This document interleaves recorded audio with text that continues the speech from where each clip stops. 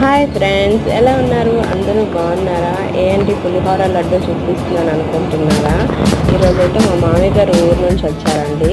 వస్తా కార్తీక మాసం కదా, అమ్మవారి గుడికి దర్శనం చేసుకొని ఇంటికైతే వచ్చారు. ప్రసాదం తీసుకొచ్చారు. మా పిల్లలకి బొబ్బట్లు, చాక్లెట్స్ ఇవన్నీ తీసుకొచ్చారు. కొబ్బరి వాళ్ళు డైరీ మిల్క్ 4 తీసుకొస్తే తినేసి డైరీ మిల్క్ చాక్లెట్ మిగిల్చారండి. అది కొంచెం వీడియో తీసాను నేను.